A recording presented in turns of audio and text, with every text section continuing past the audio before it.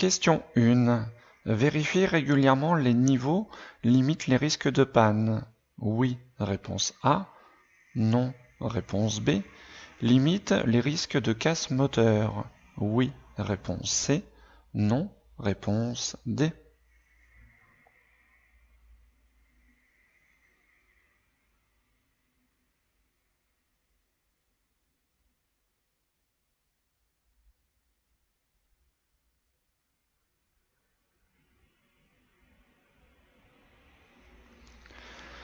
Alors si on vérifie régulièrement les niveaux, donc que ce soit le niveau d'huile, liquide de frein, etc.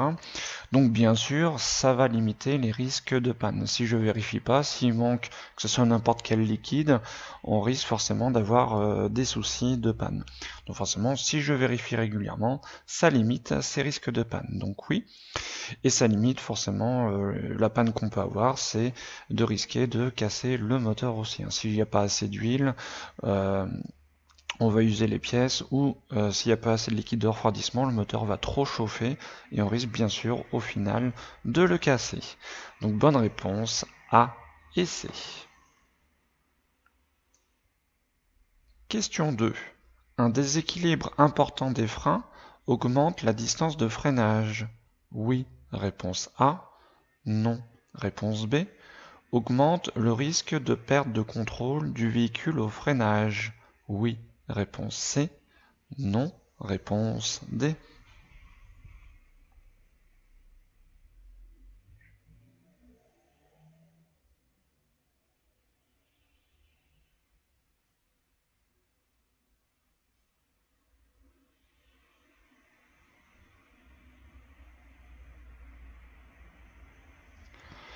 Donc forcément, quand on freine, il faut que les freins soient équilibrés, c'est-à-dire que ça freine, donc pareil, de chaque côté. Donc forcément, s'il y a un déséquilibre, si par exemple la roue gauche freine plus que la roue droite, forcément, le freinage va pas être optimal. Donc ça va augmenter la distance de freinage. Donc oui. Est-ce que ça peut augmenter donc le risque de perdre du contrôle du véhicule au freinage? Bien sûr. Donc si par exemple, même chose, c'est la roue gauche qui va freiner plus que la roue droite, donc mon véhicule, lorsque je freine très fort, risque justement de déraper un petit peu sur la gauche. Donc je risque que de perdre le contrôle du véhicule si je freine. Donc bonne réponse A et C. Question 3. La situation la moins dangereuse est situation 1, réponse A. Situation 2, réponse B.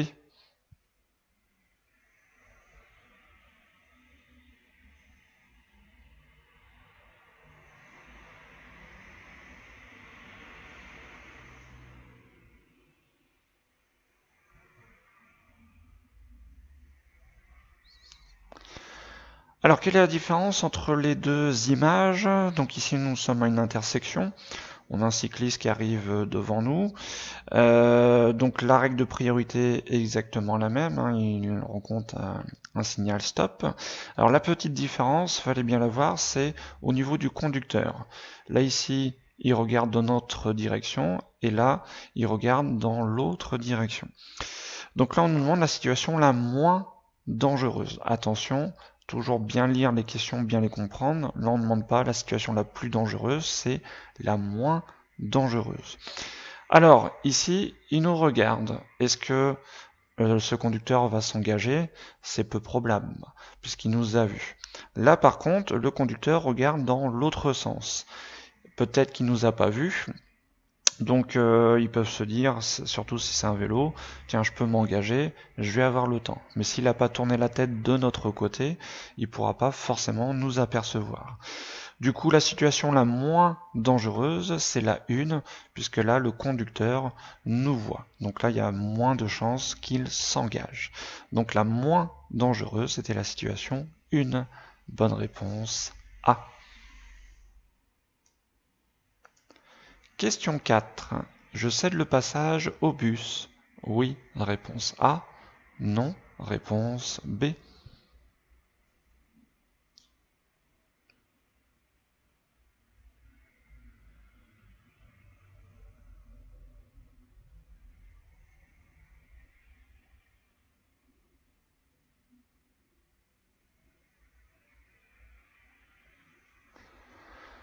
Donc ici nous avons un bus. Qu'est-ce que souhaite ce bus? Il souhaite s'insérer, comme on le sait, grâce à son clignotant. Donc ce qu'il faut savoir, un bus, quand il quitte son arrêt, il est prioritaire. Donc ce qui est le cas, puisqu'il a mis son clignotant. Donc bien sûr, je vais céder le passage au bus. Bonne réponse A. Question 5. L'utilisation du régulateur est adaptée à la situation 1. Oui, réponse A. Non, réponse B. À la situation 2. Oui, réponse C. Non, réponse D.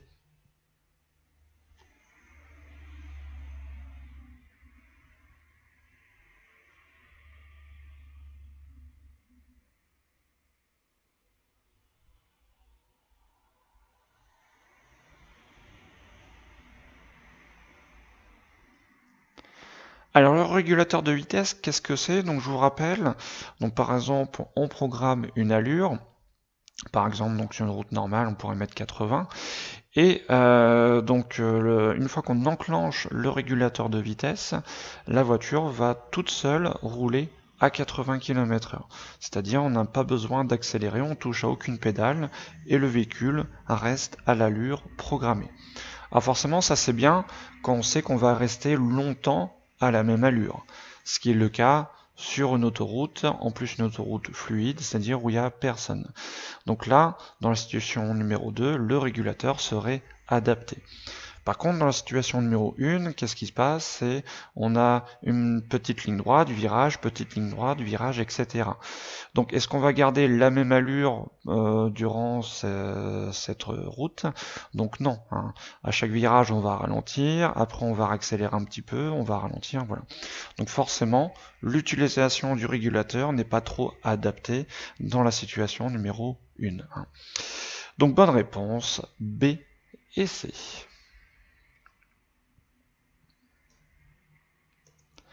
Question 6. Je peux dépasser le premier véhicule?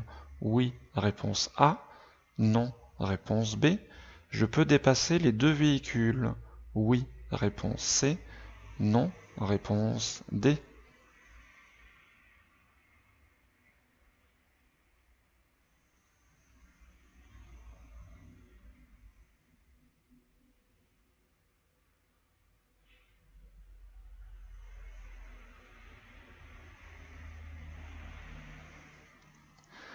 Alors pour effectuer un dépassement, il y a toujours trois choses à vérifier. Déjà, dans un premier temps, est-ce qu'on a le droit de dépasser? Est-ce que c'est autorisé? Donc pour ça, on a toujours deux indications, donc soit des panneaux qui peuvent nous interdire le dépassement, ou le marquage au sol. Ici, donc aucun panneau qui gère le dépassement. Par contre, on a un marquage au sol. Et sur ce marquage au sol, donc on a bien des pointillés, mais on a une flèche de rabattement. Qu'est-ce que veut dire cette flèche de rabattement? Forcément, elle nous signale qu'il va falloir se rabattre. Et après des flèches de rabattement, on va trouver une ligne blanche continue. Je rappelle, donc la première flèche, ensuite il y en a trois. Donc une première, une deuxième et une troisième, et après on a une ligne blanche. Donc il faut se rabattre, on ne peut plus effectuer de dépassement. Donc je n'ai pas le droit d'effectuer les dépassements du premier véhicule. De toute façon, la distance sécuritaire n'aurait pas été bonne entre les deux véhicules, hein, si je me place entre les deux, et surtout pas forcément les deux véhicules en une seule fois. Donc là je dépasse personne puisque je dois me rabattre. Bonne réponse, B et D. Question 7. Je peux m'engager dans cette rue à droite? Oui, réponse A. Non, réponse B.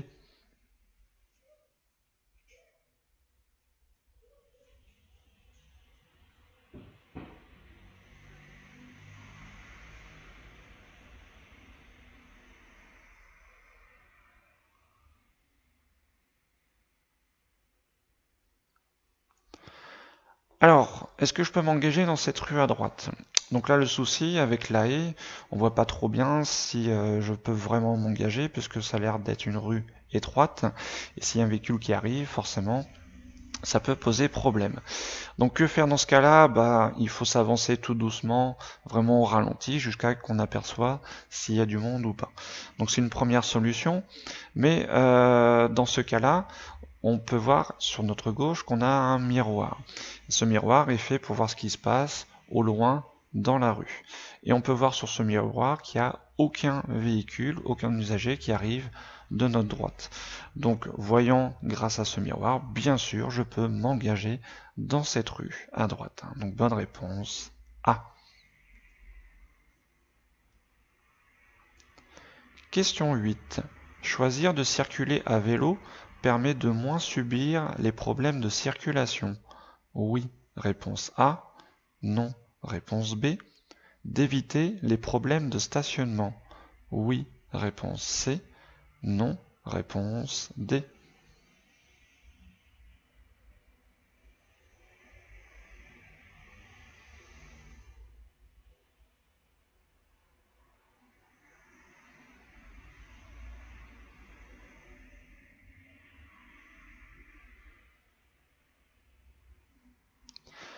Alors forcément, rouler à vélo, donc ça permet de moins subir les problèmes de circulation, les embouteillages, etc.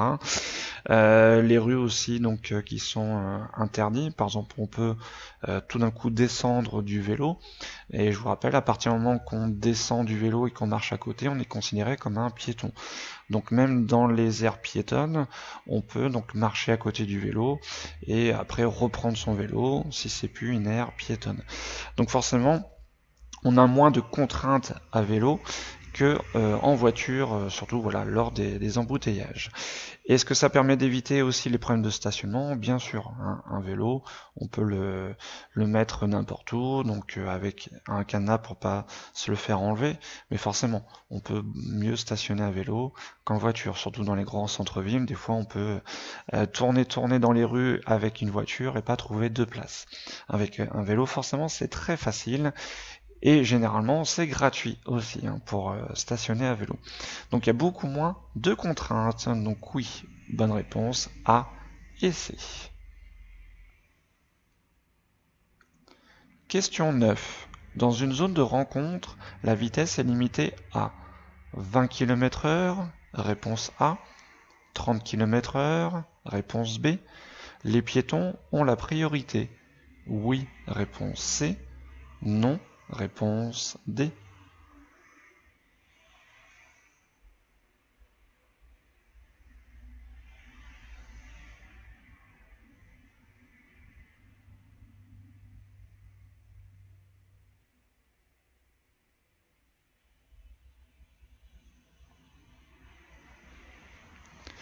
Alors dans une zone de rencontre, donc ça faut le savoir par cœur, la vitesse est limitée à 20 km/h.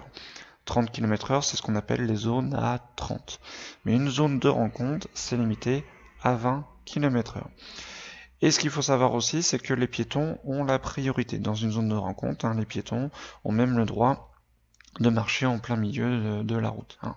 Donc forcément, quand il y a un trottoir, il faut mieux qu'ils utilisent quand même les trottoirs, mais voilà, les piétons, ils sont prioritaires, ils ont la priorité, bien sûr. Donc bonne réponse, A et C. Question 10. Mon véhicule est équipé de feux de recul. La remorque que je tracte doit en être équipée aussi. Oui, réponse A. Non, réponse B.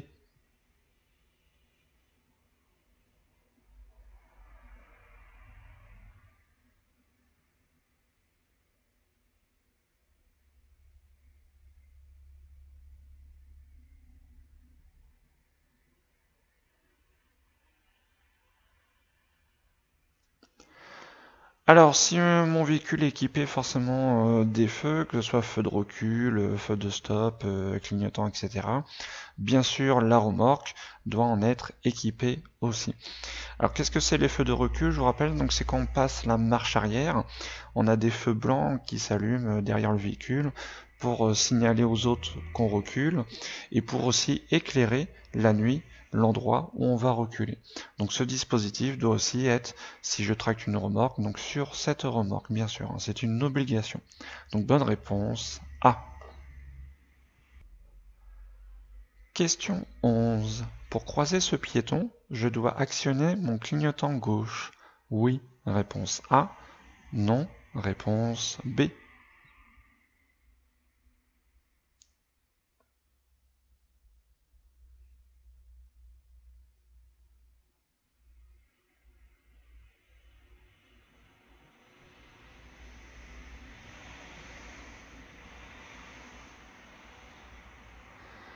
Donc ici nous nous trouvons hors agglomération. Donc quand on croise un piéton hors agglomération, il faut laisser un écart d'1,50 m avec le piéton. Même s'il n'est pas sur la chaussée, il ne faut pas passer forcément à ras de lui. Donc comme je vais être obligé de m'écarter, de faire un écart sur la gauche, même si je ne vais pas directement dans la voie opposée, voilà, même si je longe cette ligne, je dois avertir derrière moi que je fais un écart. On peut toujours avoir un deux roues qui nous dépasse. Et comment l'avertir? Forcément en mettant le clignotant à gauche. Donc oui, c'est une obligation. Réponse A. Question 12. Dans cette montée, le croisement est possible. Oui, réponse A. Non, réponse B. Je dois reculer. Oui, réponse C. Non, réponse D.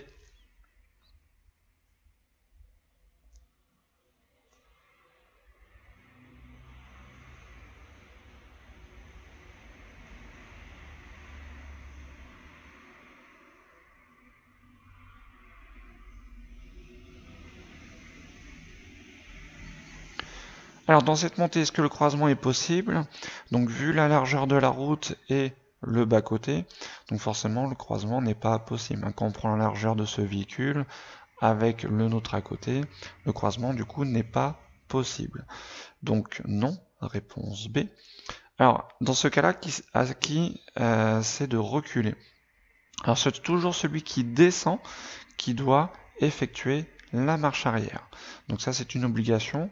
Donc qui c'est qui descend? C'est ce véhicule puisque moi je suis en montée. Donc c'est au véhicule descendant d'effectuer une marche arrière s'il y a besoin. Et là bien sûr il y a besoin puisque le croisement est impossible. Donc bonne réponse B et D. Ce n'est pas à moi de reculer. Question 13. L'appui-tête de ce conducteur est bien réglé. Oui, réponse A. Non, réponse B.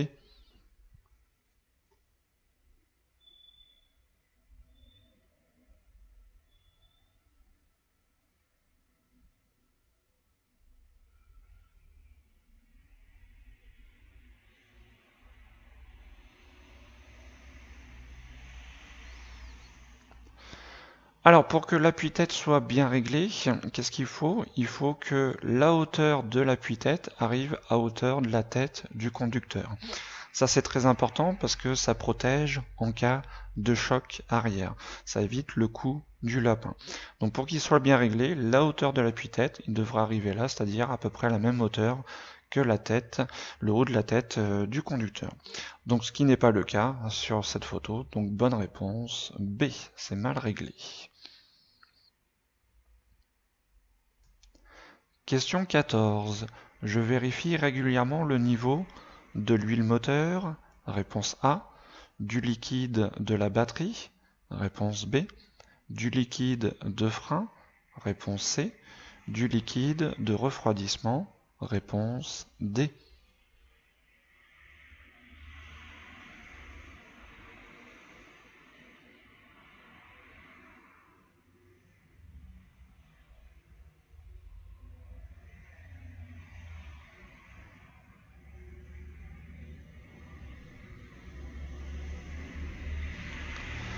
Alors il faut vérifier donc, alors je peux le faire vérifier le niveau d'huile.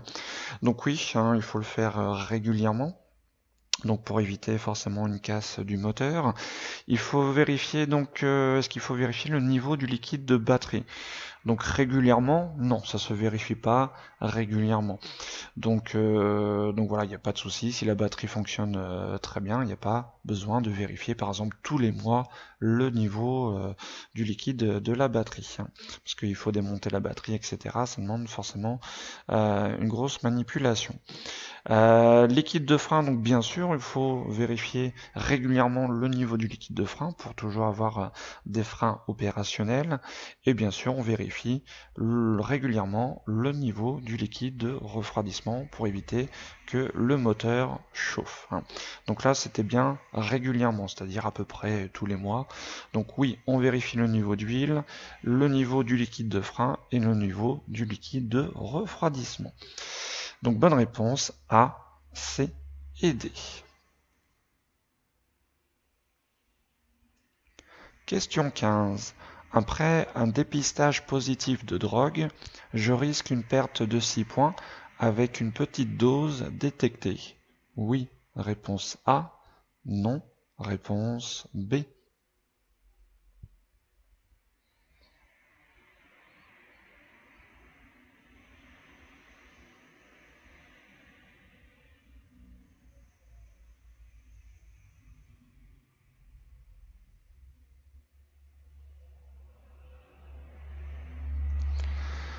Alors ça, faut le savoir par cœur, donc que ce soit alcool ou drogue, si on est pris donc positif, on a une perte de 6 points. Alors pour l'alcool, il y a donc une dose, forcément, donc je vous rappelle, donc pour les jeunes conducteurs, c'est à partir de 0,10 dans l'air qu'on est en infraction, 0,20 dans le sang au niveau de l'alcool, et les conducteurs confirmés à partir donc de 0,25 dans l'air et 0,50 dans le sang. Donc au niveau de l'alcool, il y a des doses quand même à ne pas atteindre. Par contre, au niveau de la drogue, c'est soit positif, soit négatif. Il n'y a pas de dose, même si c'est une très forte dose détectée, très petite plutôt, voilà, il n'y a pas de niveau, hein. Donc dès que c'est positif, on risque bien sûr une perte de 6 points.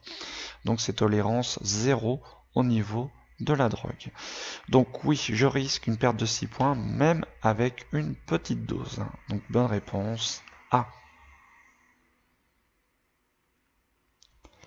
Question 16. Le conducteur de cette voiture peut conduire de nuit en toute sécurité. Oui, réponse A. Non, réponse B.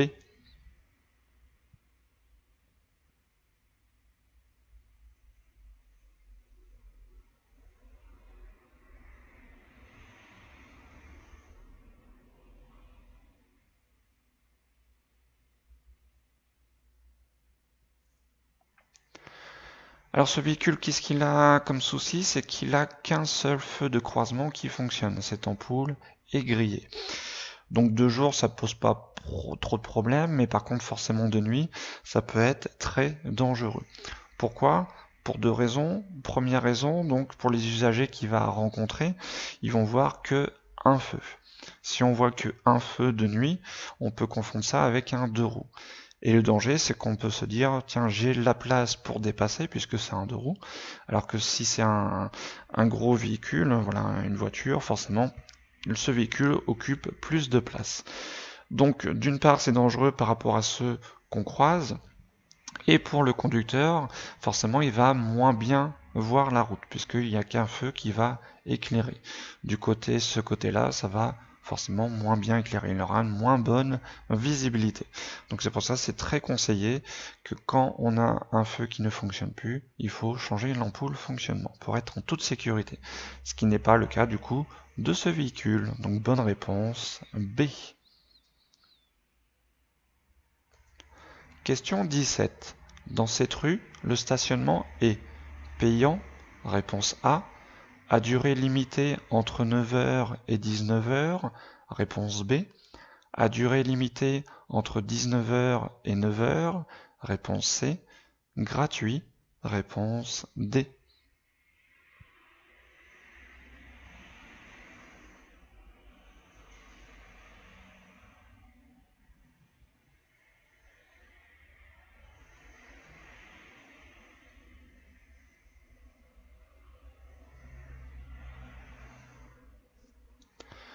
Alors, que signifie ce panneau?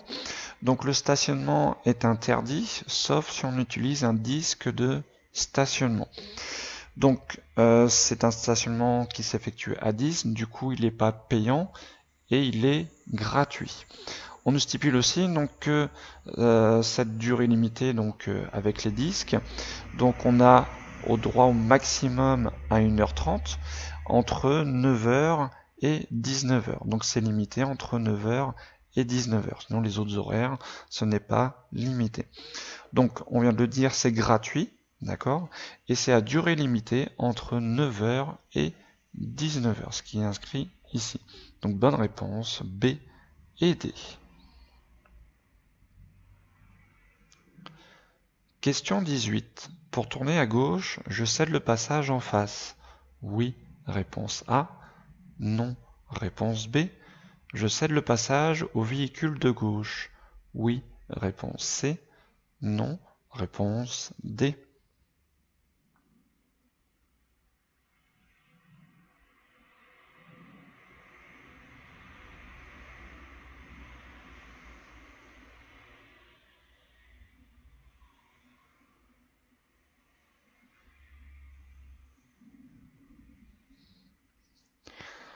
Alors là, je vais tourner sur la gauche. Est-ce que je vais céder le passage en face? Donc oui, c'est la règle générale. Quand on tourne à gauche, on doit céder le passage en face. Donc oui, c'est la règle générale. Par contre, est-ce qu'on cède le passage au véhicule de gauche? Donc là, on est sur une route prioritaire. Celui qui arrive de gauche n'est pas prioritaire, sauf que dans ce cas-là, on a un véhicule de police qui est en intervention, puisqu'il a ses signaux lumineux. Donc bien sûr, dans ce cas-là, c'est un véhicule prioritaire, et il souhaite forcément, on voit bien son clignotant, il souhaite se diriger dans cette direction. Donc bien sûr, il va falloir céder le passage aussi à ce véhicule de police qui est en intervention. Donc là, je cède le passage à tout le monde. Bonne réponse, A et C. Question 19. Pour avertir de ce ralentissement, je peux faire des appels lumineux, réponse A, allumer les feux de détresse, réponse B, klaxonner, réponse C, faire des appels avec les feux stop, réponse D.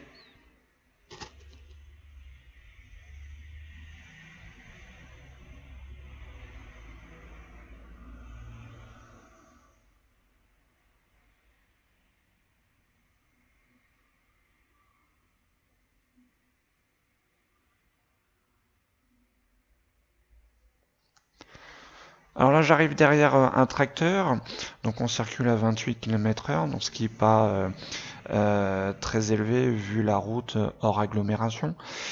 Donc pour signaler, donc il va falloir que je signale, surtout à ceux qui pourraient arriver derrière moi, de ce fort ralentissement. Comment je peux faire? Est-ce que je peux effectuer des appels lumineux? Je vous rappelle, des appels lumineux, c'est des appels de phare. Donc là, ce serait donc sur l'avant du véhicule. Est-ce que ça va me servir à prévenir ceux qui sont derrière moi? Non. Puis là, il n'y a pas besoin de prévenir ceux qui arrivent en face. Il n'y a pas de danger par rapport si quelqu'un arrive en face. Donc pas d'appel lumineux. Par contre, oui, allumer les feux de détresse. Comme ça va faire comprendre à ceux qui peuvent arriver derrière qu'il y a un souci, généralement un fort ralentissement. Klaxonner, ça va pas changer grand chose. De toute façon, ceux qui sont derrière, qui arrivent au loin, ne vont pas entendre le klaxon. Faire des appels avec les feux stop. Comment ça peut se faire ça? C'est en tapotant un petit peu la pédale de frein, donc sans vraiment appuyer dessus, mais juste toucher un tout petit peu, et ça va allumer les feux stop à l'arrière. Ça va signaler donc qu'on freine et ça va clignoter. Donc je peux faire ça aussi, comme ça ceux qui arrivent de loin vont voir mes feux clignoter, mes feux stop clignoter, ils vont se dire tiens, il y a quelque chose qui se passe, ça va les alerter. Donc je peux allumer les feux de détresse et faire des appels avec les feux stop. Bonne réponse, B et D.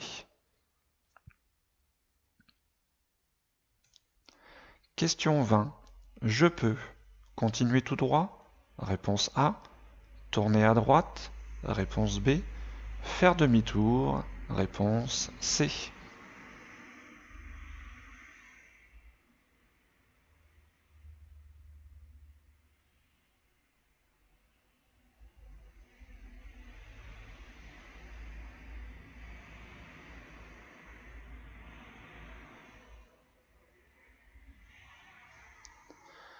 Alors, dans cette situation, qu'est-ce que je peux faire?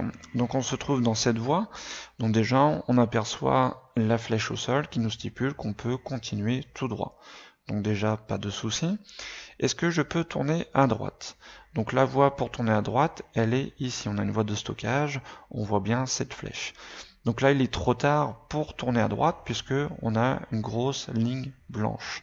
Donc je ne peux pas traverser pour aller dans la voie de droite. Il est trop tard, c'est interdit. Donc faire demi-tour, donc déjà vu donc forcément la configuration de l'intersection, il est très peu probable ici d'effectuer demi-tour. De toute façon, on a ce panneau qui nous stipule que c'est interdit. Donc là, il n'y a qu'une seule solution, je peux continuer tout droit. Bonne réponse A. Question 21. La montée et descente des enfants doit s'effectuer uniquement côté rue? Réponse A. Uniquement côté trottoir? Réponse B. Des deux côtés? Réponse C.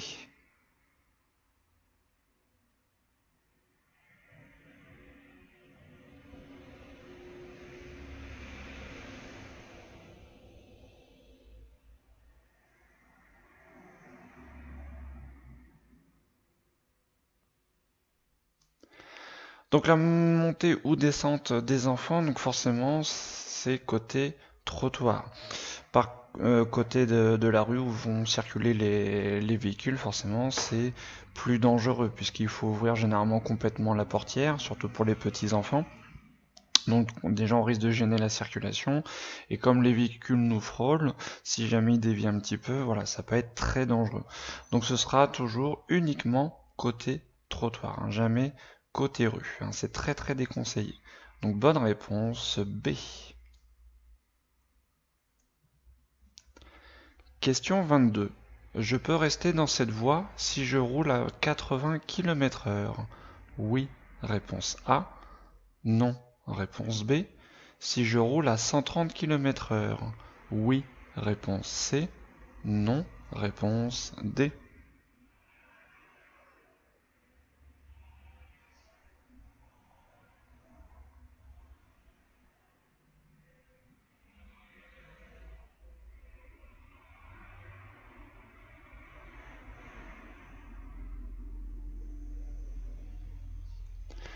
Alors ici nous sommes sur une autoroute ou une voie rapide, donc on a trois voies de circulation, une première, une deuxième et une troisième. Donc nous on se trouve dans la voie du milieu. Alors la règle du code de la route elle est très claire, il faut toujours rouler le plus à droite possible. Alors bien sûr on a le droit d'utiliser ces deux voies, mais uniquement lorsqu'on effectue un dépassement. Ça ne dépend pas de l'allure, ça dépend si on effectue un dépassement ou pas. Donc on regarde dans la voie à droite, donc aucun véhicule qu'on est susceptible de dépasser ici, ni aucun véhicule qui circule dans la voie de droite. Donc comme il n'y a aucun véhicule, je vais devoir me placer dans cette voie à droite, quelle que soit mon allure. Par contre, si j'aurais voulu dépasser ce véhicule, oui, là éventuellement je passerai dans la voie de gauche si ce serait possible. Mais là je dépasse pour l'instant personne, je dois me replacer dans la voie la plus à droite. Donc quelle que soit mon allure, c'est la même chose. Donc bonne réponse B et D. Je suis mal placé en restant dans cette voie. Question 23. Avec ou sans correction, l'acuité visuelle minimale d'un conducteur pour l'ensemble des deux yeux doit être de 5 dixièmes, réponse A, 7 dixièmes, réponse B, 9 dixièmes, réponse C.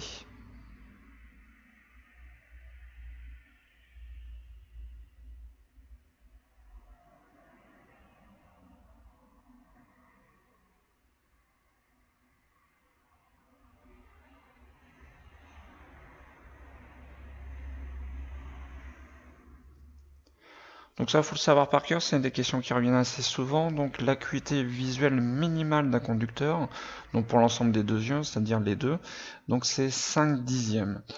Donc forcément c'est assez peu, mais voilà, c'est le minimum obligatoire. Donc bonne réponse A. Question 24. Dans cette situation, le meilleur comportement est ralentir, réponse A, s'arrêter, réponse B, s'écarter dans la voie à gauche, réponse C.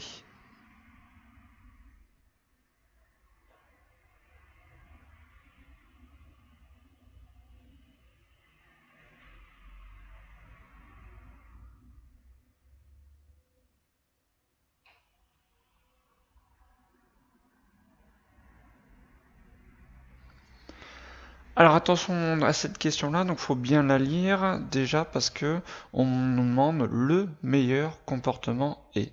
C'est-à-dire, est-ce qu'on peut avoir plusieurs réponses possibles? Non, on nous demande de choisir parce qu'on pourrait ralentir, etc. Mais on nous demande le meilleur comportement. Donc il n'y a qu'une réponse possible. Alors là, qu'est-ce qui se passe? Donc là, on est susceptible de croiser un piéton et forcément, donc il y a de la neige. La neige, c'est assez glissant. Donc pour croiser un piéton, surtout en plus quand le sol est glissant, il faut avoir de plus grandes distances de sécurité encore que dans des conditions normales. Donc là on est déjà quand même assez proche du piéton. Donc est-ce que du coup on continue en s'écartant? Le problème, là on arrive dans un virage, si jamais je me mets complètement de l'autre côté, c'est-à-dire complètement dans la voie à gauche, si au moment on a un véhicule qui arrive en face, ça peut être forcément très dangereux. Donc si je fais juste ralentir mais je continue dans ma voie, je vais passer très proche du piéton, ce qui est quand même assez dangereux.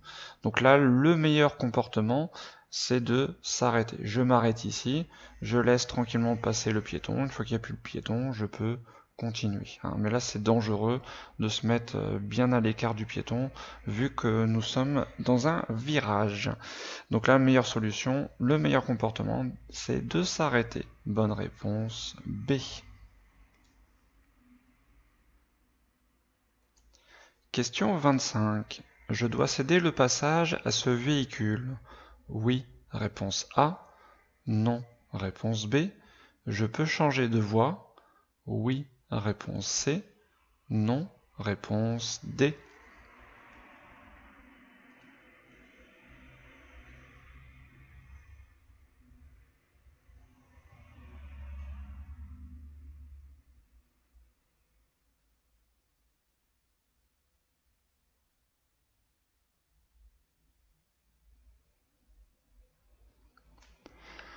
Alors ce véhicule donc souhaite s'insérer sur cette voie rapide ou autoroute.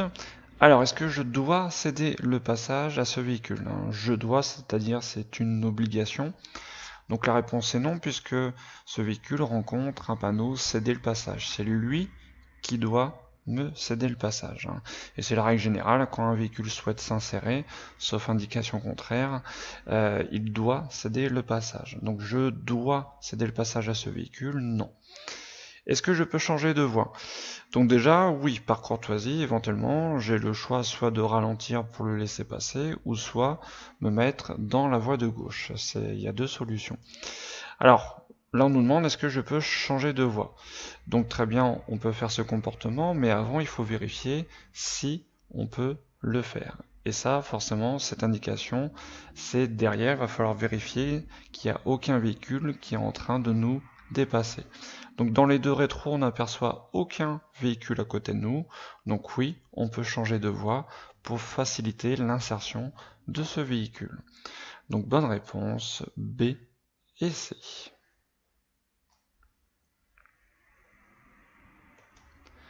Question 26. Le marquage jaune est temporaire. Oui, réponse A. Non, réponse B.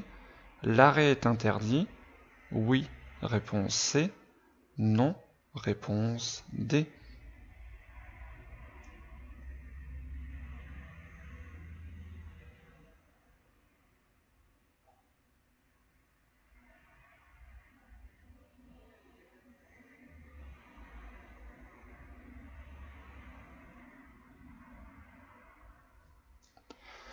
Alors ce marquage, est-ce qu'il est temporaire? Donc il est jaune, mais tous les marquages jaunes ne sont pas temporaires.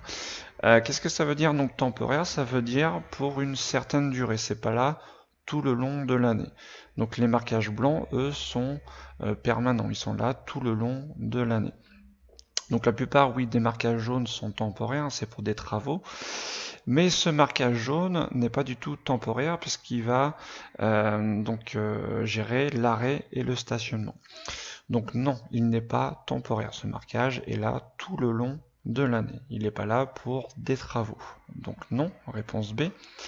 Alors que veut dire cette petite ligne de stationnement ou d'arrêt? Donc on a une ligne jaune discontinue. Quand la ligne est discontinue, l'arrêt est autorisé mais pas le stationnement. Alors est-ce que l'arrêt est interdit? Du coup, non. Donc je suis autorisé à m'arrêter mais pas à stationner. Donc bonne réponse, B et D.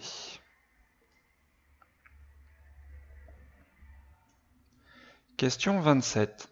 Circuler à 130 au lieu de 120 km/h augmente la distance parcourue pendant le temps de réaction.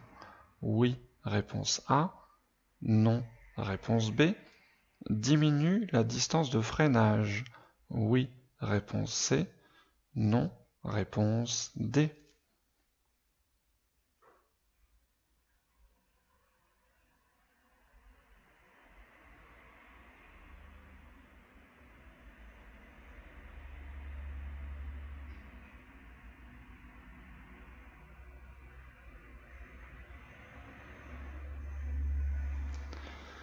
Alors, si je circule à 130 au lieu de 120, donc je circule plus vite. Donc comme je circule plus vite, forcément ma distance parcourue pendant le temps de réaction, je vous rappelle le temps de réaction, on met à peu près 1 seconde pour réagir. Donc forcément pendant cette seconde-là, on va parcourir plus de distance à 130 qu'à 120. Donc oui, la distance va augmenter. Donc oui. Par contre, la distance de freinage, donc la distance de freinage, ça intervient après le temps de réaction. Je vous rappelle, la distance parcourue pendant le temps de réaction plus la distance de freinage, c'est égal à la distance d'arrêt. Donc la distance de freinage, c'est à partir du moment qu'on va freiner et que le véhicule se stoppe complètement, s'arrête complètement. Donc si je circule plus vite, forcément la distance de freinage ne va pas diminuer. Au contraire, elle va augmenter. Donc là pareil, faites attention, entre augmente et diminue, voilà, là on joue sur les mots. Si je mets augmente à la place de diminue, forcément ça change le sens de la question. Donc, augmente la distance parcourue pendant le temps de réaction, oui. Diminue la distance de freinage, non, c'est le contraire, ça l'augmente. Donc bonne réponse, A et D. Question 28. J'arrive le premier sur les lieux d'un accident. Je dois en premier alerter les secours, réponse A. Protéger les lieux, réponse B. Secourir, réponse C. Évaluer l'état des victimes, réponse D.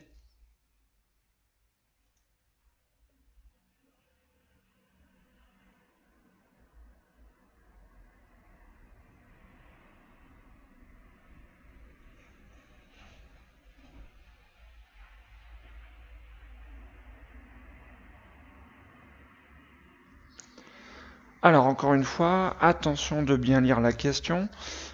On nous demande « je dois en premier ». En premier, on fait quoi? On ne peut pas faire deux choses en même temps. Je ne peux pas, par exemple, secourir et évaluer l'état des victimes en même temps. Donc là, on nous demande en premier, on n'a qu'une réponse possible. Alors qu'est-ce qu'on fait en premier? En premier, si on arrive à un accident, on protège les lieux. Il ne faut pas qu'en fait que le premier accident occasionne ce qu'on appelle un suraccident, c'est-à-dire un deuxième accident à cause du premier. Donc déjà, on protège les lieux. En premier, on va faire ça. Forcément, après, on va évaluer l'état des victimes. Ensuite, on va appeler les secours. Et en dernier, on va secourir. Mais là, la question, c'était « je dois en premier faire quoi ?» On protège les lieux. Donc, bonne réponse, B.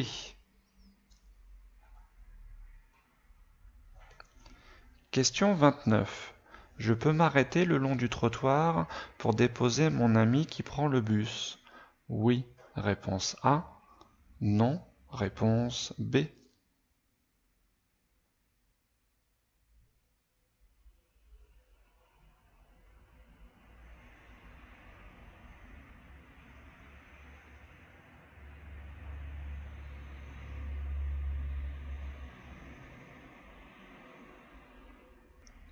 Donc là, nous arrivons juste à côté d'un arrêt de bus. Donc on le voit par cet abri de bus et le marquage en zigzag jaune qui stipule un arrêt d'autobus. Alors est-ce que j'ai le droit de m'arrêter juste ici un très court instant pour déposer un passager qui va prendre le bus? Donc non, ça c'est une règle sur les arrêts de bus. Même si jamais on voit derrière dans le rétro qu'il n'y a personne, l'arrêt et le stationnement sont interdits. Il faut s'arrêter plus loin pour déposer le passager. Donc non, il n'y a pas le droit de s'arrêter ou de stationner juste ici. Donc bonne réponse B. Question 30. On est dimanche, l'arrêt au feu est obligatoire, réponse A, facultatif, réponse B.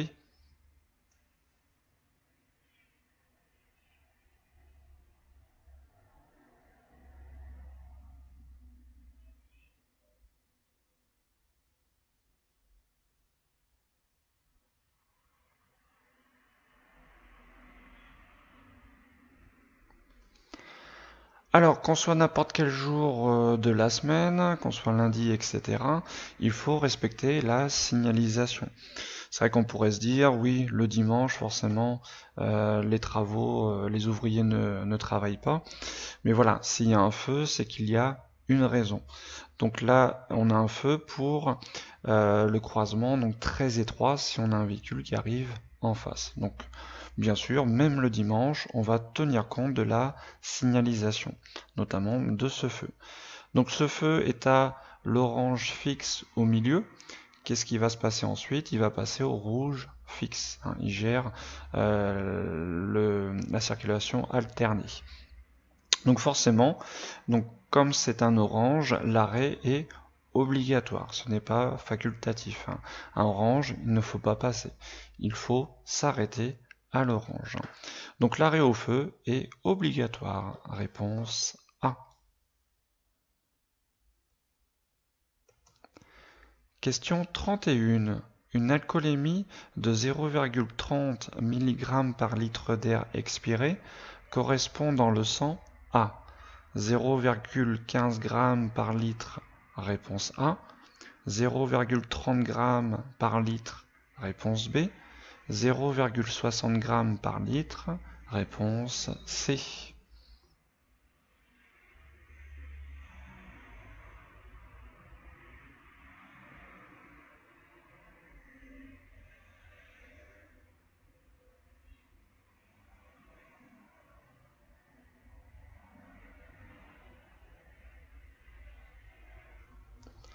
Alors, pour faire la liaison entre un taux d'alcool dans l'air expiré et un taux d'alcool dans le sang, c'est assez simple, on va multiplier par 2. Donc 0,30 fois 2, ça obtient 0,60.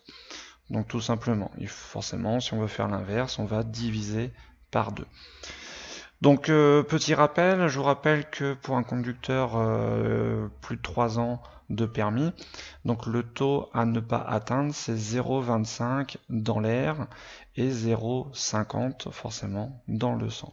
Donc là même 0,30 mg par litre d'air expiré, on est en infraction. Donc 0,30 dans l'air, ça correspond à 0,60 dans le sang, on multiplie par 2. Donc bonne réponse C. Question 32. Pour stationner dans cette rue, je dois utiliser un disque de stationnement, réponse A, utiliser un ticket de rodateur, réponse B, ne pas dépasser 1h30 de stationnement, réponse C.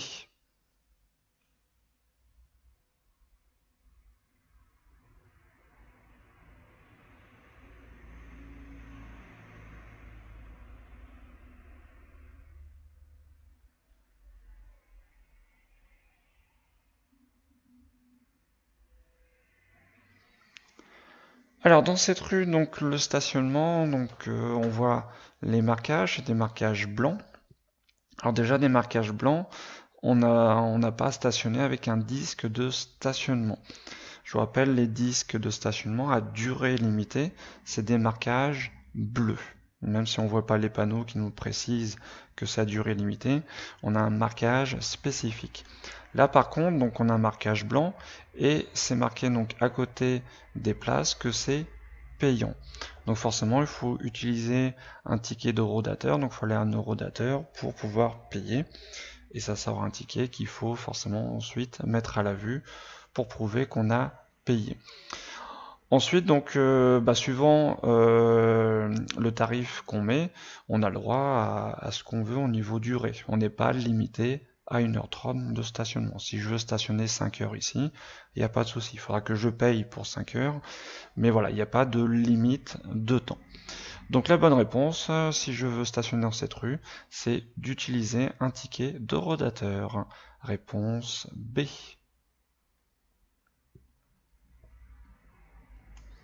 Question 33. Mon véhicule signale une panne. Je m'arrête sur l'emplacement d'arrêt d'urgence. Réponse A. Je continue. Réponse B. Je rejoins une niche de sécurité. Réponse C. Je reste dans mon véhicule. Réponse D.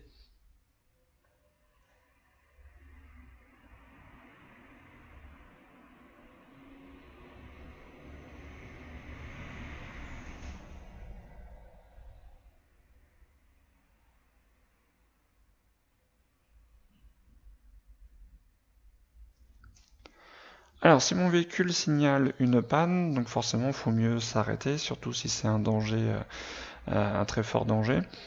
Alors, quand il faut s'arrêter, donc on va forcément s'arrêter sur un emplacement d'arrêt d'urgence. Donc on en a un juste ici, donc là il n'y a pas de souci. Donc il ne faut pas continuer, hein. Sinon, par exemple si le moteur surchauffe, on risque de prendre feu. Donc il faut s'arrêter immédiatement. Donc sur un emplacement d'arrêt d'urgence comme celui-ci. Ensuite, une fois qu'on a arrêté, il ne faut pas rester dans le véhicule, hein. C'est trop dangereux. S'il y a quelqu'un qui fait un écart, il peut heurter notre véhicule. Donc on va sortir forcément avec le gilet, on va sortir du véhicule pour ensuite rejoindre une niche de sécurité. Qu'est-ce que c'est une niche de sécurité? C'est une petite pièce qui va vous servir à vous protéger de la circulation. Parce que vous voyez, les trottoirs sont pas bien épais. Généralement, dans un tunnel, ça circule pas à 50 km/h, donc c'est assez dangereux à pied de rester sur un trottoir dans un tunnel. Donc on va rejoindre une niche de sécurité, c'est une petite pièce qui va vous protéger de la circulation. Et dans cette pièce, donc on va avoir un poste d'appel d'urgence où on va pouvoir appeler donc un dépanneur pour nous dépanner, mais au moins on est en sécurité dans cette pièce, justement le temps d'attendre le dépanneur. Donc bonne réponse, je m'arrête sur l'emplacement d'arrêt d'urgence et je rejoins une niche de sécurité. Donc bonne réponse A et C. Question 34. Avec un véhicule essence, pour avoir une éco-conduite, je change mes vitesses à 1500 tours par minute, réponse A, 2500 tours par minute, réponse B, 4500 tours par minute, réponse C, 5500 tours par minute, réponse D.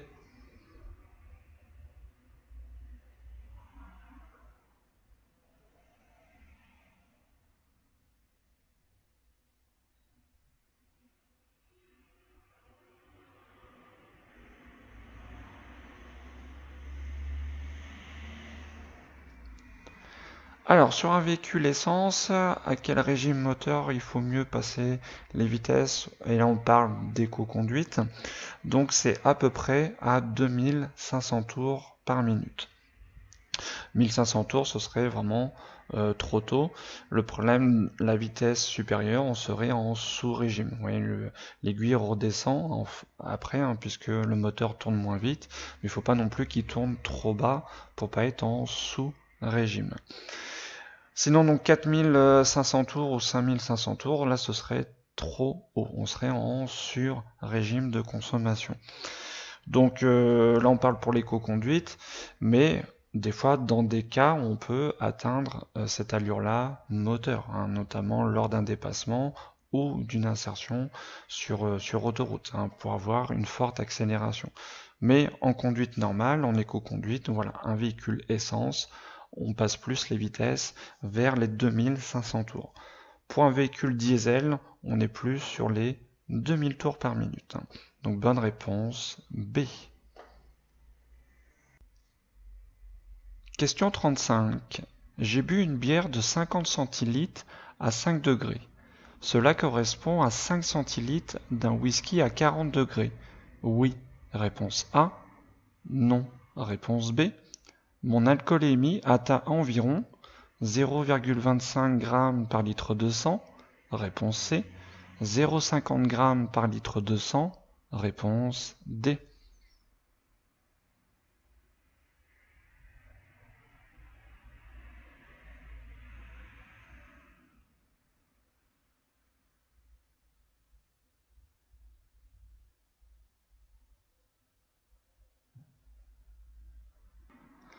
Alors, ce qui compte au niveau de l'alcool, si on prend une boisson d'alcool, c'est pas la quantité de la boisson. C'est surtout donc la quantité d'alcool pur qui se trouve dans cette boisson. Donc forcément, dans un whisky à 40 degrés, dans 5 centilitres d'un whisky, on va pas avoir la même quantité d'alcool que dans une bière avec 5 centilitres de bière, forcément. Donc ce qu'il faut savoir, c'est que lorsqu'on va dans un bar et qu'on prend un verre d'alcool, on aura toujours 10 grammes purs d'alcool dans ce verre, que ce soit n'importe quel verre. Alors, par contre, donc forcément pour répondre à cette question, il faut savoir un petit peu les doses bar. Donc dans un bar, si on prend une bière ça fait 25 centilitres. Donc là, si je prends une bière de 50 centilitres, ça équivaut forcément à 2 bières. Et du coup, donc un whisky normalement c'est 2,5 centilitres, la dose bar. Donc si je prends 5 centilitres, je suis à 2 verres d'alcool. Donc oui, une bière à 50 centilitres correspond à 5 centilitres d'un whisky. Alors forcément, il n'y a pas la même quantité bu, mais on a la même quantité d'alcool pur dans chaque verre. Donc oui, les deux sont pareils. Du coup, je viens de vous dire que on prend 2 verres, ces deux doses correspondent à 2 verres d'alcool. Je vous rappelle que un verre d'alcool correspond environ à 0,20-0,25 dans le sang. Donc là, comme ces doses correspondent à 2 verres dans un bar, donc on atteint environ 0,50 g dans le sang. Donc bonne réponse A et D. Question 36. Je risque une immobilisation du véhicule pour non-port de la ceinture de sécurité. Réponse A. Excès de vitesse de plus de 50 km/h. Réponse B. Des pneus lisses. Réponse C.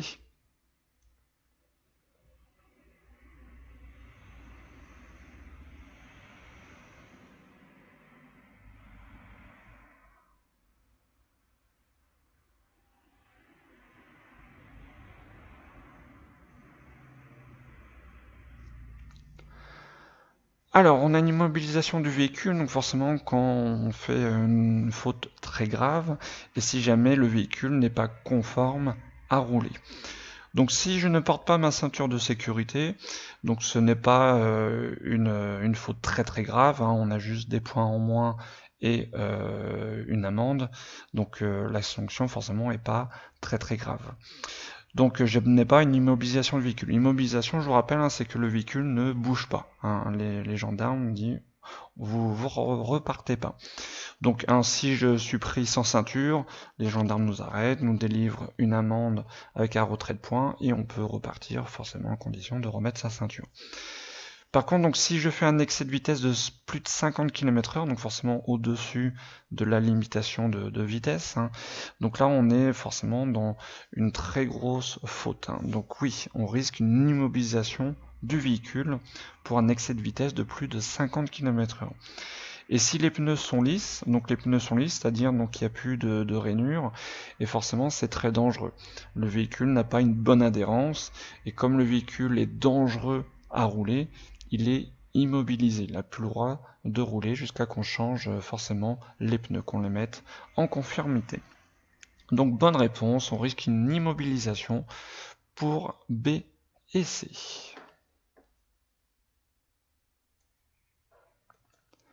Question 37. Je viens d'avoir mon permis.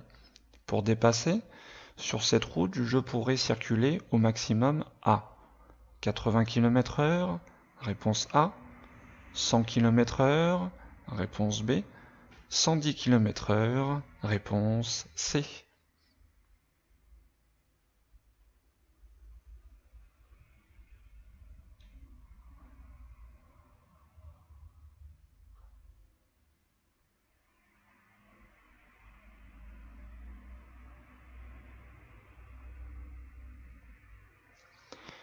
Alors ici, nous sommes sur une route qui est limitée à 110, donc c'est forcément une 2x2 voies séparée par un terre-plein central. Donc si c'est limité à 110, donc forcément déjà cette limitation elle est appliquée au conducteur confirmé. Donc si moi je suis jeune permis, ce qui est le cas dans la question, je viens d'avoir mon permis, donc au lieu de 110 km/h, c'est rabaissé à 100 km/h au niveau de la limitation de vitesse. 80 km/h, c'est sur les routes normales, entre guillemets. Donc à double sens de circulation. Donc jeune permis, au lieu de 110, c'est 100 km/h. Donc je pourrais circuler au maximum à 100 km/h. Réponse B. Question 38. Je klaxonne? Oui. Réponse A. Non. Réponse B. Je ralentis? Oui. Réponse C. Non. Réponse D.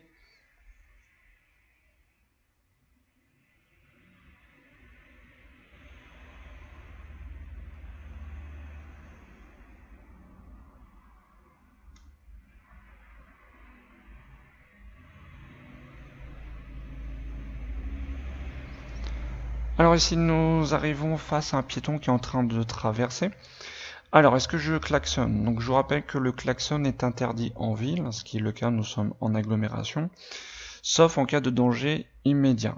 Qu'est-ce que c'est un danger immédiat? C'est-à-dire qu'on ne peut pas éviter le danger autrement avec le klaxon. Donc là, est-ce que je peux éviter le danger? Donc bien sûr en réduisant mon allure. Donc là, il n'y a pas besoin de klaxonner pour qu'il traverse plus vite. Il faut être forcément courtois. On ralentit, et une fois que le piéton est fini de traverser, on peut reprendre notre allure. Donc je klaxonne, non, c'est interdit en ville. Par contre, forcément, je ralentis pour lui laisser le temps tranquillement de finir de traverser la rue. Donc bonne réponse, B et C. Question 39. Je suis bien placé pour tourner à droite? Réponse A. Aller tout droit? Réponse B. Tourner à gauche? Réponse C. Faire demi-tour? Réponse D.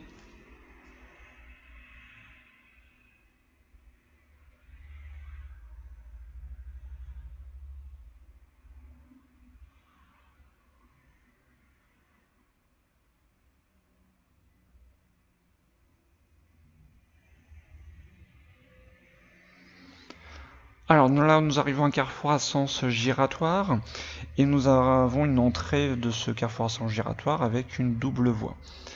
Alors, comment se positionner par rapport à ce rond-point? Donc c'est assez simple, la règle d'un rond-point, c'est on le coupe en deux. Et la règle par rapport au placement, c'est je me place à gauche, je me place à l'intérieur du rond-point si je fais plus de la moitié du rond-point. Donc toutes les sorties qui sont situées à droite, y compris celle qui se trouve en face, on va rester à droite du rond-point, on va rester à l'extérieur. Sinon, tous les autres, donc que ce soit toutes les sorties à gauche, y compris celles où on fait demi-tour, on se positionne à gauche dans le rond-point à l'intérieur. Donc là, je me présente dans la voie située à droite, donc forcément, je suis bien placé pour tourner à droite et aller tout droit. Donc bonne réponse A et B. Question 40. Je passe. Réponse A. Je m'arrête. Réponse B.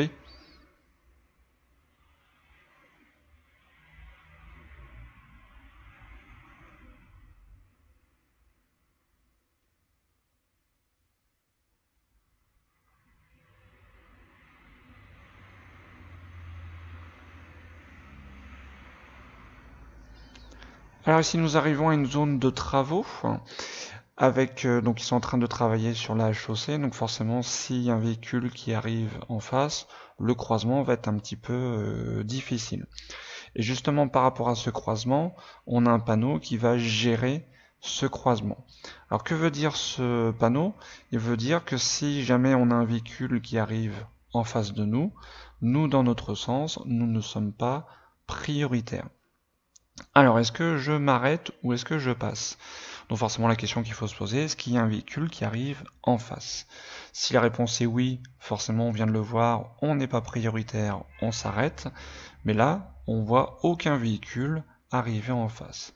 Donc pour l'instant, je passe. Mais je reste prudent par rapport forcément au chantier, aux ouvriers, mais aussi si tout d'un coup il y a un véhicule qui surgit. Auquel cas, il faudra que je serre au maximum à droite pour le laisser passer, puisque je ne suis pas prioritaire. Mais pour l'instant, comme il n'y a personne, je passe. Donc bonne réponse A.